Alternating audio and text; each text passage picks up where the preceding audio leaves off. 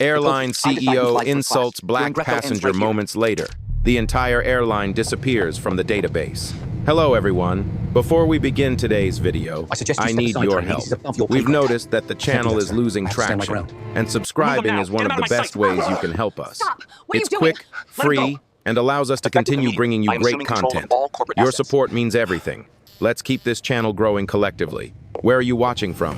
Drop your city or country in the comments below. Thank you very much.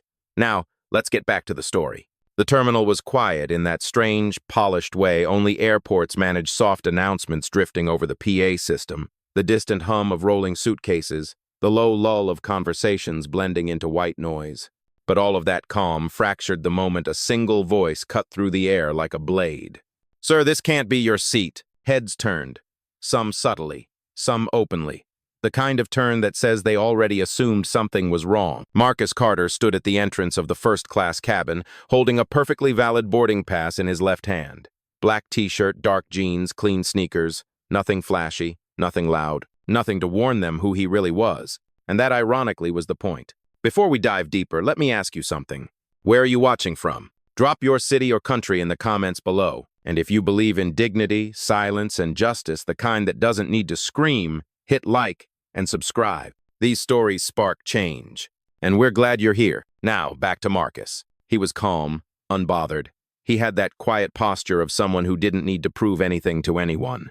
But the man blocking his path, the man whose badge read, Elliot Granger, Chief Executive Officer, Horizon Air Group, looked at him like he was a stain on leather. "I said," the CEO repeated, louder this time as if volume could make the insult respectable, "this seat isn't for you.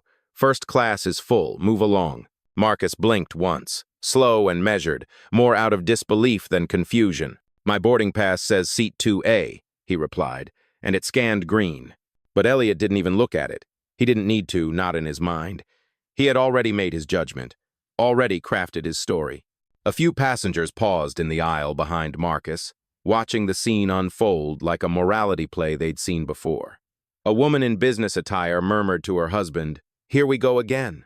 Elliot stepped closer, invading Marcus's space with the entitled confidence of someone who'd never been questioned. "You people print these things all the time," he said, snatching the boarding pass from Marcus's hand. "Fake upgrades, fraudulent scans, pretending to belong. Not today." Quote. Before Marcus could respond, Elliot tore the boarding pass in half, the paper rip echoing louder than any announcement in the terminal. Gasps erupted. Someone covered their mouth. A man in row 3 muttered, "No way. He didn't just do that." Elliot wasn't done. "You want to sit here?" he asked mockingly. "In a cabin meant for paying customers? Don't embarrass yourself. Security will escort you to economy or out of the plane entirely." Quote. 2 uniformed crew members stepped forward behind him, crossing their arms like this was a routine they'd rehearsed. Marcus stood still, shoulders relaxed, expression neutral. But the air around him tightened, like the cabin itself recognized the injustice before the humans inside it did. One of the flight attendants, a younger man with a neatly trimmed beard, whispered, "Should we at least check the system?" Elliot cut him off sharply. "No. Look at him." A pause. "He doesn't belong here." The words hung in the space between them, ugly, heavy, unmistakably deliberate. Another attendant, a middle-aged woman clutching an iPad, chimed in, "We can't risk it. The Bennett couple needs seat 2A and 2B for pre-departure service. We can't hold the cabin for—" Her eyes swept Marcus up and down. "Whatever this is." The Bennett couple, white, wealthy, dripping in designer travel gear, waited behind Marcus with polite but entitled annoyance. The wife offered a small, pitying smile as if the entire conflict were some minor inconvenience cluttering her day. Marcus stepped aside just slightly, enough to let her pass if she wanted. She didn't hesitate. She brushed by him like he didn't exist, like he was simply furniture misplaced in the wrong wing of the mansion. Elliot gave a smug nod, satisfied. "See, now move," he said, gesturing toward economy as though shooing away a problem, not a person. "We don't have time for these stunts." Go. A quiet tension rippled through the cabin. A man in seat 3C leaned over to his companion. "He hasn't even raised his voice," he whispered. "Why are they treating him like a threat?" But Elliot didn't hear. Or he didn't care. Or maybe he had never cared in the first place. He took a step even closer, voice dropping into a vicious performative whisper meant only for Marcus but loud enough for the audience around them. First class isn't for people like you. This airline has standards. Quote, and for the first time, something flickered behind Marcus's eyes. Not anger, not shock. Something colder, something ancient. Something sharpened by years of hearing versions of this same sentence in boardrooms, hotels, banks, and airports across the country. But Marcus didn't move. He didn't flinch. He didn't adjust his posture. He simply breathed in, breathed out, and let Elliot finish digging the hole he didn't realize he was standing in. Because in a few minutes, the man insulting him would learn that he had just humiliated the one person who could erase his entire airline with a single command. And this was only the beginning. The torn boarding pass still lay near Marcus's shoe, two halves curled slightly at the edges like wounded paper. But he didn't look down at it. He didn't need to. The room had already said more than the scraps ever could. He stepped back just half a pace, not retreating, simply giving the moment space to breathe. Around him, the terminal's white noise returned in uneven waves. A suitcase rolled over tile. A child asked if the plane would still leave on time. Somewhere above, the PA announced a final call for a different flight entirely. But none of it reached him. Marcus inhaled slowly, a long, grounded breath that didn't belong to a man intimidated or overwhelmed. It belonged to someone who had walked into this exact type of moment dozens of times and survived all of them. Because dressing down wasn't an accident. It was a test, a silent audit, a mirror held up to the people who believed they could judge worth from clothing and melanin. 3 hours earlier, in a private lounge far from this chaos, his assistant had asked him a simple question. "Sir, are you sure you want to go in looking like that?" He had smiled a small, calm, deliberate smile. That's the point. Now, standing at the front of a first-class cabin that had already decided he didn't belong, Marcus looked every bit the anonymous traveler he intended to be. Simple shirt, no jewelry, no briefcase that screamed wealth, no security entourage. Just a man with a boarding pass, the remains of one and a seat he paid for. He hadn't wanted to come as the co-owner of Horizon Air Group. No.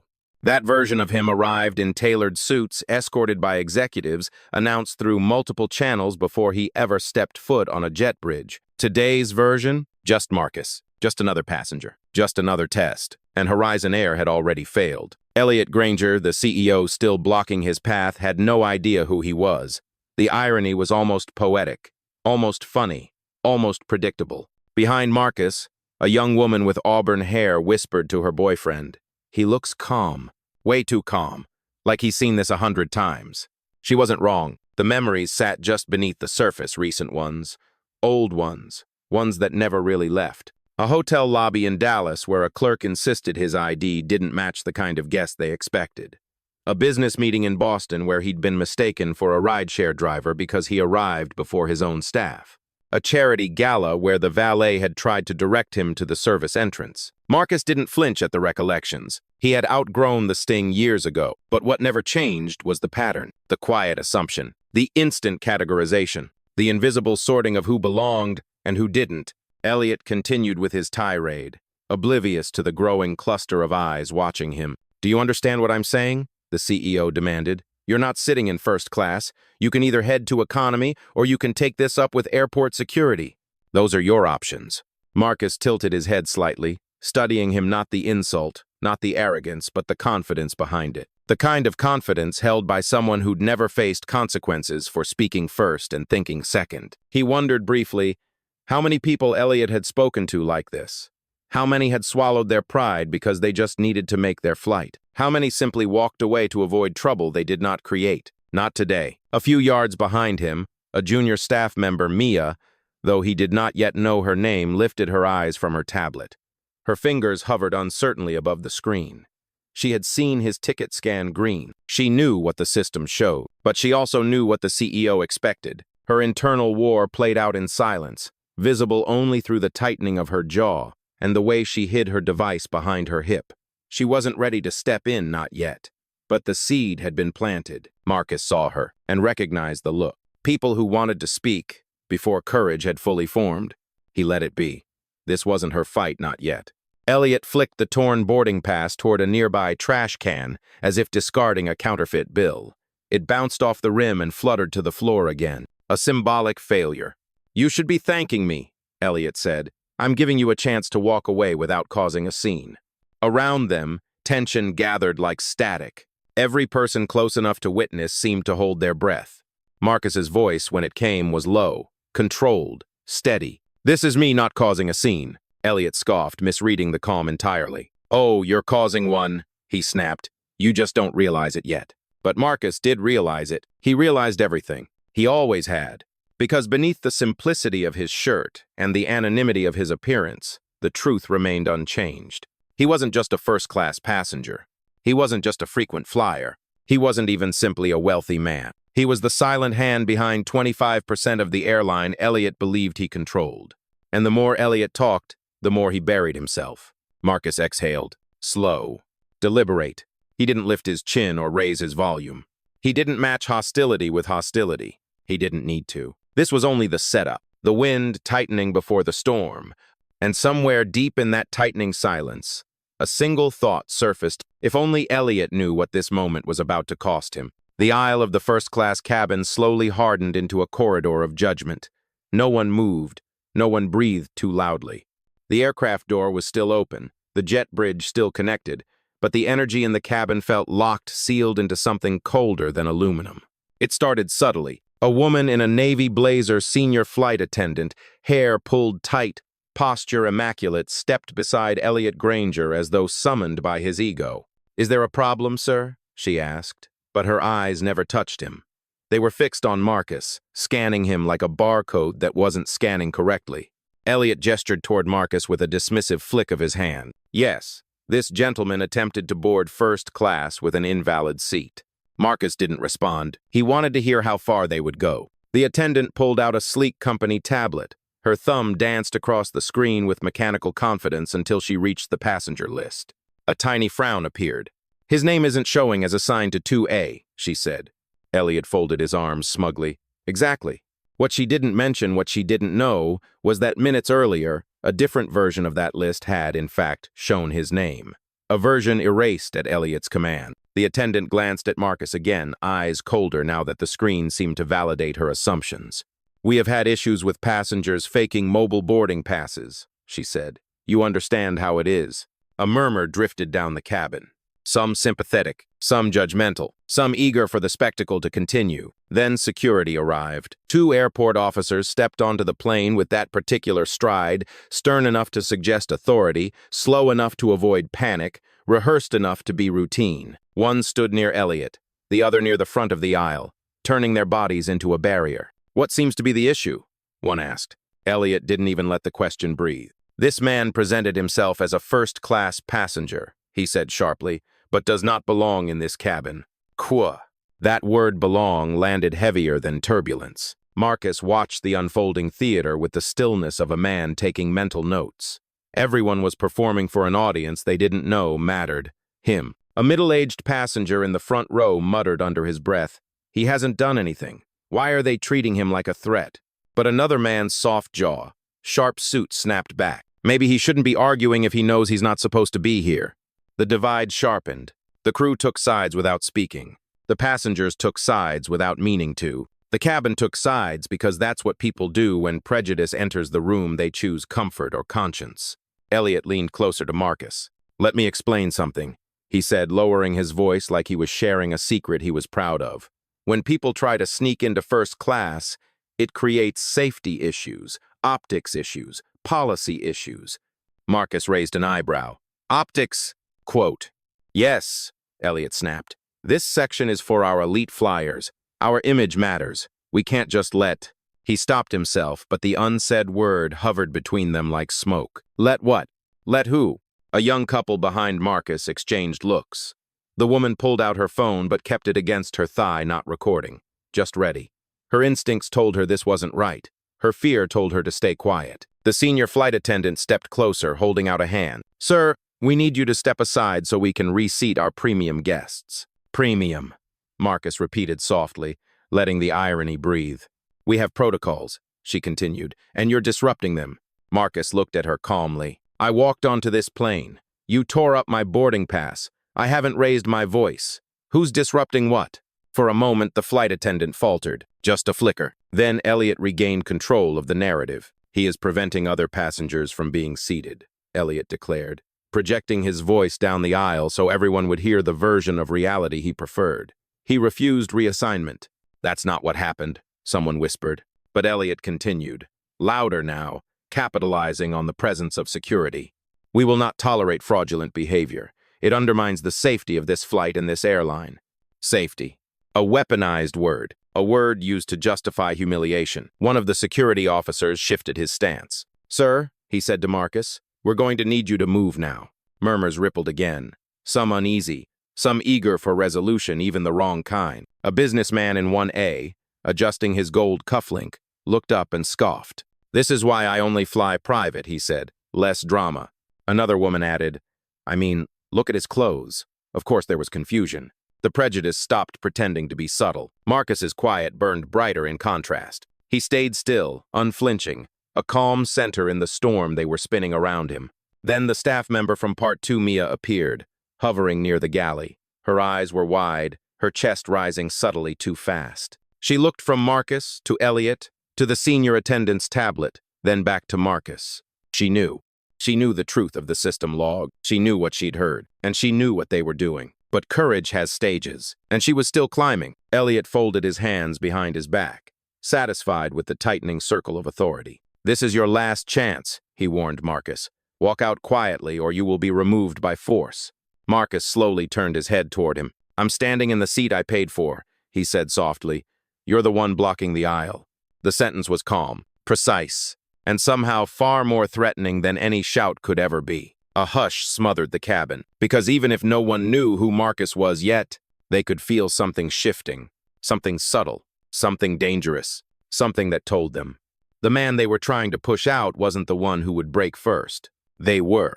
The tension in the cabin had a pulse now slow, heavy, a heartbeat that didn't belong to any one person but the entire room. You could feel it in the air, in the hesitation between breaths, in the way passengers looked at one another like they were searching for permission to speak or permission to stay silent.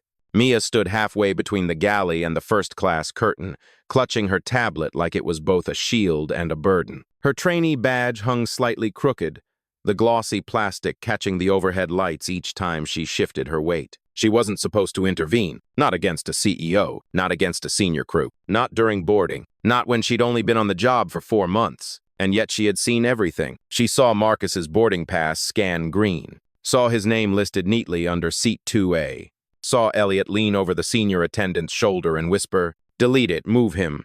She saw the moment the name vanished from the tablet, the moment the log refreshed like nothing had ever been there. She saw the lie become protocol. She saw the bias become policy. She saw the truth disappear with a finger swipe. But the hardest part wasn't what she saw. It was what she heard. The laughter. The small, careless snicker from one of the veteran attendants. The dismissive sigh from Elliot as if deleting a man's identity from a seat map was normal, harmless, a clerical correction. And now, watching Marcus stand calmly while security edged closer, Mia felt something coil inside her chest, a pressure rising, like a truth pushing against a closed door. The senior flight attendant turned, pointing at Marcus again. Sir, you need to comply, she said. You're disrupting our boarding process. Her voice had that polished corporate firmness, sterile, practiced, meant to sound neutral but carrying all the weight of a verdict. Mia swallowed. She knew that tone. She'd heard it used against countless passengers who looked like him. She had seen it escalate. She had watched it break people. She breathed in. She breathed out. Her fingers tightened around her tablet. Elliot stepped forward, voice sharp enough to cut fabric. Security, remove him. Now. That was it. Something inside Mia snapped not in anger but in clarity. Her feet moved before she gave them permission. She stepped out into the aisle, her breath trembling, her heart pounding against her ribs like it wanted to escape. Stop, she said quietly. No one heard her, so she tried again. Stop. This time her voice carried. Heads turned. The senior attendant blinked, confused. Security paused mid-step. Elliot's head snapped toward her, irritation flashing in his eyes. And who exactly are you? He asked. Mia's voice was still soft, but steadier now. I'm the one who scanned his boarding pass. Silence cracked across the cabin. Mia swallowed, forcing her next words past the fear stacked in her throat. His ticket is valid. It scanned green. I saw it. His name was in the system. The senior attendant's jaw tight. That's impossible. It was, Mia said, cutting her off with surprising firmness, until someone removed it. Gasps rippled down rows of leather seats. Passengers leaned forward. Phones subtly lifted higher. Elliot's face drained of color so slowly it was almost elegant. "That's a very serious accusation," he said, voice low. Mia nodded once. "I know." "And you're making it against your CEO?" he pressed. Another nod. "Yes." Someone near row 4 whispered, "Holy, she just said it." The senior attendant rushed toward Mia, whisper hissing through clenched teeth. "Think about what you're doing. You won't survive this job if you go down this path." But Mia shook her head, tears forming but refusing to fall. "I won't survive myself if I don't." Marcus watched her carefully, recognizing the moment for what it truly was. Not defiance, not rebellion, awakening. He had seen it in boardrooms, in negotiations, in leadership summits, the exact instant when someone chose integrity over safety. Elliot tried one more tactic, mock sympathy. "You're young," he said. "You don't understand the consequences of making claims like this." "I understand the consequences of staying silent," Mia replied. Her voice rose not in volume but in certainty. "I saw his name, I saw the log, and I saw you order it deleted." A beat of pure electric stillness. Then, a mother in seat 5B whispered, "Thank you." A businessman in 2C muttered, "Finally." A flight attendant near the rear galley froze in shock. Elliot's facade finally cracked. "You are out of line," he barked. Mia didn't even flinch. "No," she said, "I'm finally in the right one." Security shifted, uncertain now. Passengers looked between Mia and Marcus, waiting for what came next. Because the shift had begun, the tide had turned. The first domino had fallen, and the cabin was no longer under Elliot's control. It belonged briefly, powerfully to truth, and the truth had just spoken. For the first time, loudly enough to be heard. The cabin felt different now, like the air pressure had shifted, like the plane itself sensed the truth Mia had unleashed and wasn't sure which way gravity would tilt next. People weren't pretending to scroll through their phones anymore. They were watching openly, breath held, eyes sharp. Truth had cracked the wall. But Elliot wasn't done building another. He stepped toward Mia, towering over her with a performative calm that barely masked the panic spidering behind his eyes. "You're making a grave mistake," he said. "This is insubordination. You're jeopardizing your job." Mia didn't back up, didn't blink, didn't fold. "I'm telling the truth," she said. And the truth was gasoline. Elliot realized he couldn't control her, so he shifted targets back to Marcus, the man who remained impossibly calm as chaos spun around him. "Enough of this circus," Elliot snapped, signaling to security with 2 sharp flicks of his wrist. "Remove him now." One of the officers hesitated. The other didn't. He reached out, placing a firm hand on Marcus's forearm. A collective gasp seized the cabin, but Marcus didn't recoil. He simply looked down at the hand, then up at the officer with an expression so steady it almost unnerved him. "Take your hand off me," Marcus said quietly. "You don't understand what you're about to be part of." The officer's grip tightened not aggressively, but with the stubborn confidence of someone who believed he was following orders from the right person. Elliot smirked. "Escort him off the plane. If he resists, put him on the no-fly list. We'll let TSA deal with him." Quote. A few passengers flinched at the word TSA. A few others muttered under their breath, but no one moved to intervene. Not yet. The officer pulled gently, guiding Marcus backward. And that was when the past hit him. Not in words, not in images, in feeling. Flashback. Age 19. A tiny airport in Mississippi. Late summer heat sticking to his skin like glue. He had saved for months to fly to a college interview, his first real chance. First step out of the neighborhood no one imagined he'd leave. But when he approached the counter, holding his printed ticket with both hands like something holy, the agent had frowned. "This can't be you," she said. Her tone wasn't angry, just dismissive. Certain. Marcus had stammered, tried to explain, tried to show ID. She didn't even check the system. She simply waved over security, told them he was causing trouble. They escorted him out. They told him to wait outside. Quote. They made him miss the flight. That night, he slept on a bench outside the terminal, using his backpack as a pillow. He got the interview rescheduled. He made it work. But the shame of that moment being pushed aside by people who decided his worth, without knowing a single thing about him, carved itself into his bones. He promised himself something, lying under that flickering streetlight. One day I will own what they denied me. Quote, Returned to present, the officer's grip tightened again, pulling him a step closer to the curtain separating first class from the jet bridge. Mia stepped forward instinctively. "Stop, he didn't do anything." The senior flight attendant snapped, "Stay out of this." But Mia didn't. She planted herself between Marcus and the aisle, small but immovable. Elliot's face flushed crimson. Losing control was not something he experienced often. "This is your last warning," Elliot hissed. "You're done here." But Mia didn't look at him. Her eyes were on Marcus, steady, apologetic, brave. "I'm sorry," she whispered. "I should have said something sooner." Marcus looked at her, and for the first time since boarding, something soft flickered across his face. "You said it exactly when you needed to." The officer tugged again. Marcus didn't move. Security's hesitation, Mia's courage, the passengers' murmurs, everything had aligned into a pressure point Elliot could no longer ignore. He exploded. "This is my airline!" he shouted, his voice cracking the illusion of professionalism he'd been clinging to. "My rules! My call! And you!" He jabbed a finger at Marcus, furious and desperate. "You are leaving this aircraft right now. You don't belong here." Quote. The sentence echoed off aluminum walls, off polished surfaces, off every injustice Marcus had ever swallowed. Marcus slowly turned his head toward Elliot. He didn't raise his voice. He didn't step forward. He didn't unleash the anger he had earned. He simply answered, "You just made your final mistake." The officer froze something in Marcus's tone, forcing him to reassess the entire situation. Passengers leaned in. Phones rose higher. The air tightened. Elliot barked, "What mistake? Thinking I can run my airline without frauds like you?" Marcus lifted his chin slightly. Not arrogance. Not threat. A shift. A reveal waiting in the wings. "You're about to learn," he said softly, "exactly who you've put your hands on." And the cabin, every seat, every passenger, every breath went still, because the storm he'd been warning them about, it had just arrived. For a moment, no one breathed. The cabin hovered in a fragile, electric silence, the kind that comes right before lightning strikes, when the sky itself seems to wait. Marcus gently removed the officer's hand from his arm. Not forceful, not defiant, just steady, like someone who understood the exact weight of his own authority. The officer didn't resist. Something in Marcus's eyes carved a hesitation into him, a question he suddenly didn't want, answered the wrong way. Elliot, however, mistook the calm for surrender. Finally, he scoffed, "Now move him." But Marcus didn't move. Instead, he reached into his back pocket, pulled out his phone, and unlocked it with a clean, fluid motion. Not rushed, not panicked, almost ceremonial.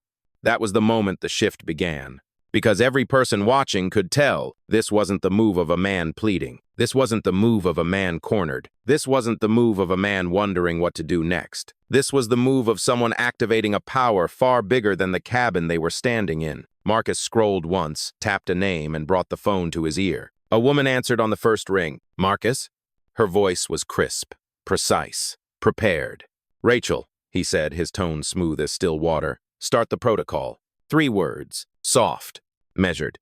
Cataclysmic. Rachel didn't ask which protocol. She didn't ask why. She didn't ask what happened. She simply replied, "Confirming. Ethical compliance emergency protocol activated. Pulling all live system logs." Passengers around him shifted in their seats. A businessman mouthed, "What protocol?" Another lifted his phone higher, recording every second. Mia stared like she'd just witnessed a switch flip on the entire world. Elliot stepped forward, mocking laugh ready on his tongue. "Oh, look, he's calling customer service. What are they going to do? Upgrade your non-existent ticket?" He laughed louder, trying to win the room back. But Marcus didn't look at him. "Rachel," he said calmly, "cross-reference the deletion logs for Flight 2278. Identify who accessed seat assignments within the last 10 minutes. "Already pulling," Rachel said. "I'm seeing manual overrides, multiple unauthorized edits, and 1 priority-level deletion tied to—" She stopped. A stunned silence from her end. Marcus didn't need her to finish. Neither did Mia. Neither did half the passengers who had already guessed. But the pause made Elliot nervous. He forced a scoff. "What did your little friend lose connection?" Marcus looked up, finally meeting the CEO's eyes. "No," he said. "She found you." Elliot's smirk faltered. Rachel's voice sharpened, every syllable slicing through the cabin's tension. "Marcus, the system shows the deletion was executed from an executive credential. Specifically." Her voice came through the phone's speaker now, loud enough for everyone nearby to hear. "From Elliot Granger's account." Passengers gasped. Mia covered her mouth. Security exchanged looks. And Elliot, for the first time since this ordeal began, lost every ounce of color in his face. "That's impossible," he said quickly, voice cracking. "Someone spoofed it. Someone tampered with the logs. This is ridiculous. This—" "Rachel," Marcus said, ignoring him, "lock his access." "Good." He spoke the words gently, almost kindly, but they hit harder than any shout. "Confirming," she replied, revoking Elliot Granger's credentials now. A soft chime echoed from Elliot's tablet, then from the senior attendant's device, then from the handheld terminal security carried. "Access denied." Elliot blinked, stunned. "What? What did you do?" "You built a system," Marcus answered, "that believed it was protecting the airline from people like me." He took one measured step forward. "But I'm the one who built the system that protects it from people like you." He didn't raise his voice. He didn't even look angry. And that terrified Elliot more than anything else. The senior flight attendant's hands trembled as she tapped her screen again. "It logged him out," she whispered. "His credentials, they're gone." Rachel continued, her voice steady despite the chaos unfolding. "Marcus, do you want full escalation?" "Not yet," he said. "Just freeze anything he touched. And send the logs to the board." A passenger 2 rows back muttered, "The board? What is happening?"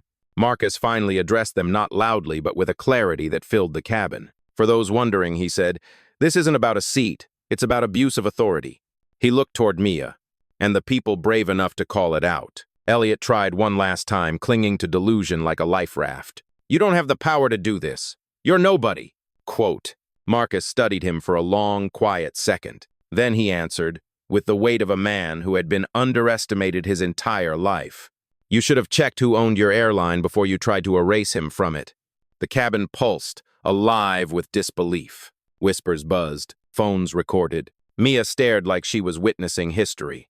And Elliot, breath short, hands shaking, finally understood the truth. This wasn't a passenger he was removing. It was the storm he had summoned, and it had only just begun. The cabin was frozen not by temperature, but by revelation. A thick, stunned silence stretched from the first row to the last, hanging between the overhead bins like a storm cloud waiting to burst. Elliot stood with his mouth slightly open, breath shallow, as if oxygen itself had betrayed him. His tablet lay dark in his palm, its screen refusing to acknowledge him, refusing to recognize the authority he'd always assumed he owned. But Marcus? He hadn't moved from where he stood. Calm, grounded, rooted like the center of the universe while everything else tilted around him. Rachel's voice still hummed softly through the phone's speaker, a quiet contrast to the chaos unfolding in Elliot's chest. "Marcus, the board has received the logs. They're requesting a preliminary statement." Not a single passenger breathed. Elliot blinked hard, as if trying to force the world back into the shape he understood. "The board doesn't take statements from passengers," he snapped. Marcus tilted his head. "Then it's fortunate," he said, "that I'm not just a passenger." A ripple went through the cabin, tiny gasps, sharp inhales, shocked whispers. 3 seats back, a man muttered, "Wait, is he saying what I think he's saying?"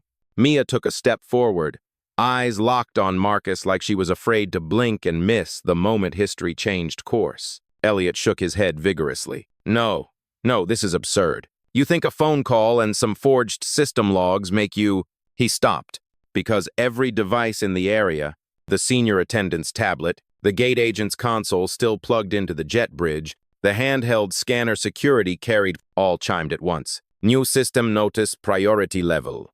Oversight override authorized by M. Carter." The letters glowed in the dim cabin lights like a verdict. Passengers leaned closer. Phones lifted higher. Someone whispered, "Holy, he is somebody. Co." Elliot staggered a half step back. Carter?" he repeated. "No, that can't be. Marcus Carter is—" Marcus didn't let him finish. He stepped forward, not aggressively, but with a quiet authority that made the cabin seem too small to contain him. "I told you earlier," he said. "You didn't understand who you were putting your hands on." The entire world seemed to inhale. Marcus slipped the phone from his ear, tapped a button, and switched the call to speaker. Rachel's voice filled the cabin like a soft commandment. "For official note," she said, "Marcus Carter is the co-owner and largest private shareholder of Horizon Air Group. All actions taken against him will be reviewed as executive misconduct." The cabin erupted. A woman gasped so loudly she startled herself. A couple in row 1 exchanged wide-eyed stares. A man near the galley whispered, "No way, the Marcus Carter?" The guy who rebuilt 3 airlines? Meanwhile, Elliot looked like he'd been unplugged, his posture collapsing, his certainty dissolving. That's impossible, he stammered. You can't be him, you're... Marcus raised an eyebrow. Say it. Elliot's throat clicked. He didn't. Marcus nodded once. Smart, he murmured. Mia watched him, breath trembling with awe. She had known something was off from the moment the logs disappeared, but she never imagined she'd been standing beside the man whose name shook the entire aviation industry. Marcus lifted the phone again. Rachel. Yes? Patch through the board's liaison. On it. A beat later, another voice entered the cabin. Smooth, controlled, older. Mr. Carter, we're standing by. Is immediate discipline action required. Passengers stared at Marcus like he was a judge presiding over an airborne courtroom. Elliot lunged forward. Wait, Marcus, Mr. Carter, sir, listen, this is a misunderstanding. I didn't know. That's the problem, Marcus said quietly. You didn't need to know. You judged anyway. Elliot swallowed hard, voice cracking. I can fix this. No, Marcus replied. You can't. The stillness after those words was devastating. Marcus turned his head, eyes scanning the passengers who had watched this entire ordeal unfold. Not with pity, not with anger, with clarity. Then he looked back to Elliot. You called me a fraud, Marcus said softly, in an airline I own. Gasps rippled again, bigger this time. Louder, almost cinematic. The sentence hit Elliot like a physical blow. He opened his mouth to speak, but Marcus raised a hand not to silence him with power, but to silence the moment with truth. And you told me I didn't belong in a seat I paid for on a plane you barely control. The words were quiet, but they detonated. Passengers murmured. Security stepped back. The senior attendant lowered her eyes. Marcus lifted the phone again. Board liaison, he said. Prepare for escalation. Yes, Mr. Carter. Elliot trembled. No, please, Marcus. Marcus didn't blink. This isn't personal, he said. This is accountability. Quote. The phone's recording trembled in their owner's hands. The cabin held its breath, because the reveal wasn't just complete, it was irreversible. And everyone knew the fall was next. For a full 3 seconds, the cabin remained suspended in silence. Not fear, not shock, something heavier. The moment before a tower falls, when even gravity hesitates. Then Marcus spoke again, low but unmistakably in control. Rachel, he said, initiate full lockout. Quote. A soft confirmation came through the speaker. Lockout sequence live, revoking all executive privileges tied to Elliot Granger, freezing his access across every Horizon Air system. What happened next didn't feel real. It didn't feel possible. But it was unfolding in real time, in front of 200 witnesses holding their breath. All at once, every device connected to Horizon Air's internal network responded with a synchronized chime, a cold, metallic tone that bounced off every polished surface in the cabin. Access terminated. Access terminated. Access terminated. 3 tablets, 1 crew console, 2 security handhelds. Even the jet bridge computer still tethered to the cabin door, each one blinking the same red notification. Passengers gasped as if the aircraft itself had exhaled. The senior flight attendant stared at her dark screen, stunned. It logged us all out, she whispered.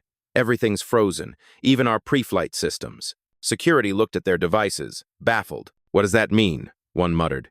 Mia answered before anyone else could. It means she nodded toward Marcus, locked the airline out of itself. More gasps. A man in 3A actually sat back like the air had punched him. Elliot stumbled forward, disbelief fighting panic in his voice. No, this is a glitch, temporary, some sync error. My credentials can't. But then his own device, clutched in his shaking hand, chimed. Account suspended, executive violation.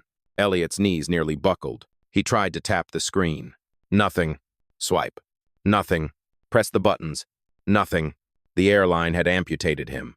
Rachel, Marcus said calmly, begin system isolation. Her tone sharpened, professional, surgical, isolating Horizon's flight database, removing the airline from all global distribution systems. Tickets, schedules, flight codes, they'll go offline within 60 seconds. A ripple of disbelief whispered through the cabin. A woman in business attire breathed. He's pulling the entire airline from the world? A man near the galley answered softly. He owns enough of it to do that. As if on cue, the cabin screens flickered. Where there had been route maps, flight information, safety messages, there was now a black screen with a single line of white text. Data unavailable.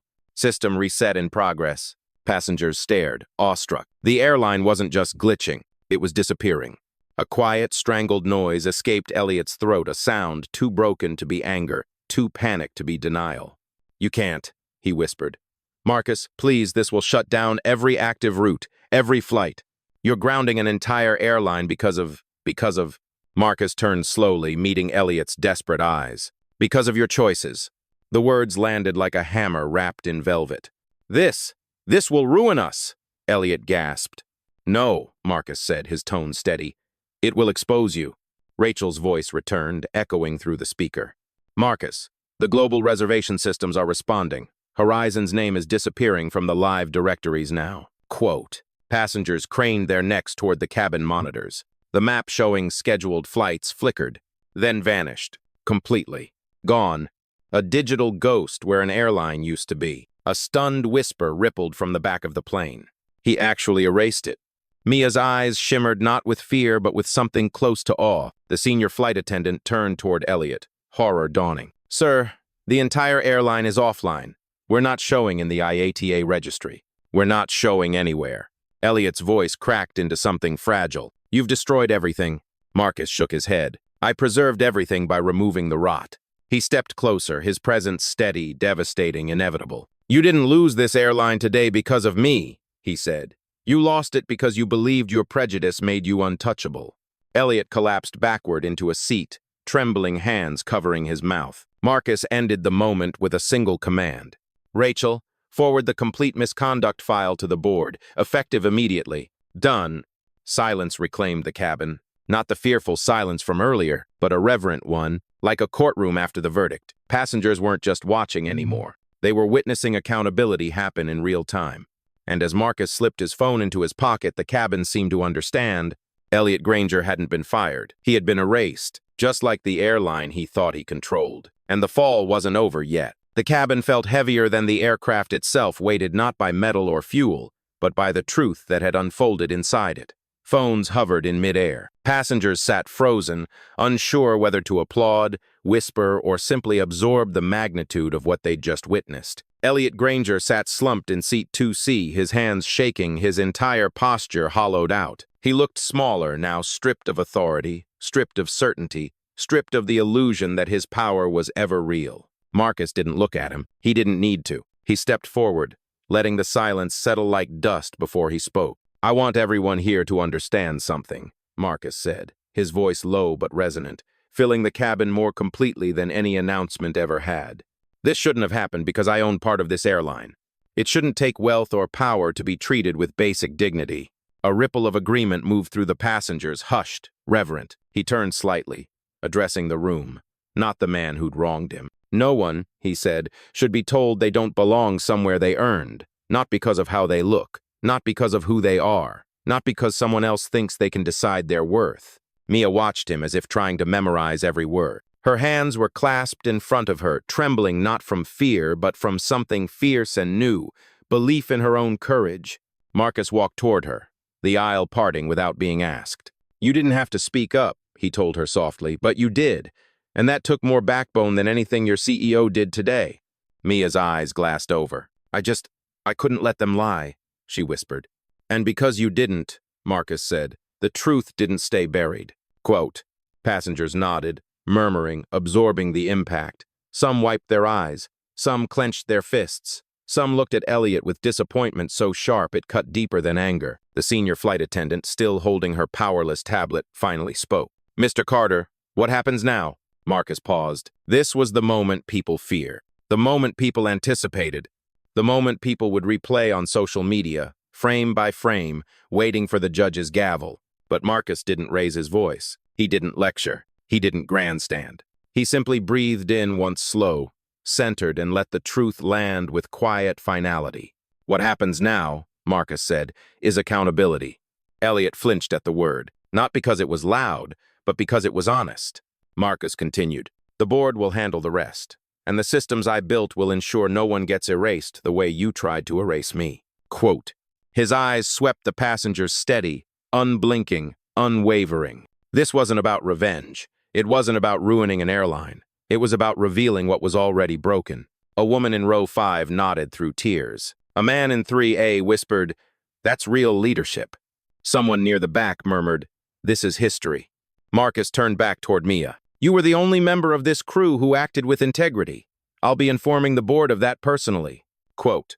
Mia blinked rapidly, overwhelmed. "Thank you," she managed. "Really, thank you." Marcus offered a small nod, then faced the cabin one last time. "You all deserved better today," he said.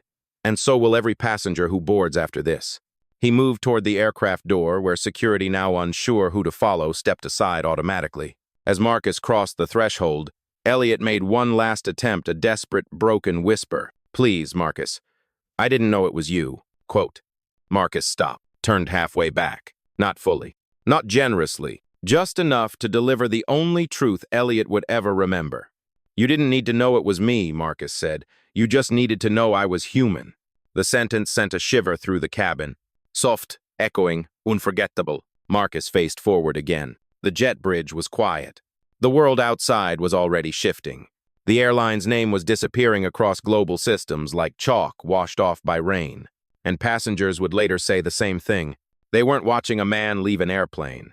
They were watching a man leave a legacy behind him. Marcus took one final step onto the jet bridge, the light catching the calm strength in his eyes. He didn't raise his voice. He raised the standard. And as the cabin watched him walk away, one truth settled into every heart aboard that plane. The skies had just changed forever. Never mistake calm for weakness. That's where power lives.